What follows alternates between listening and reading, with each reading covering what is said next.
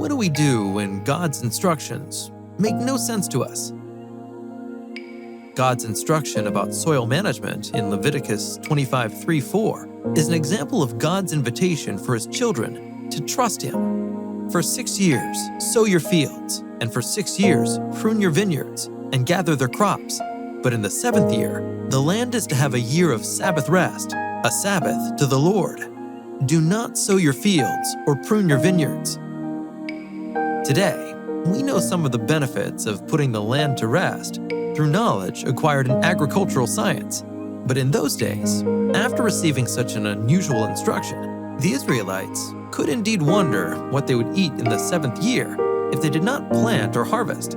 Nevertheless, it was an invitation to trust.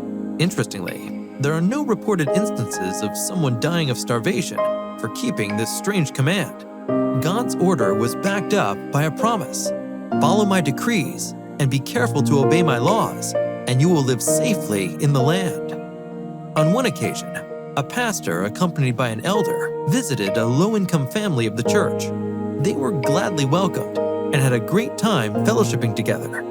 At some point, the pastor opened the Bible and read Malachi 3:9-10, encouraging the family about faithfulness in giving.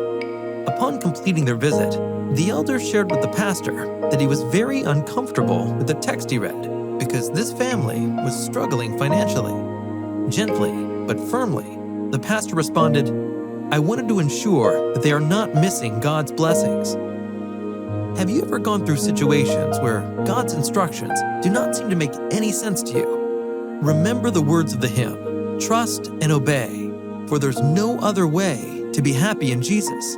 As we worship God with our tithes and promise, regular and systematic offerings, may we put our desires last and God first.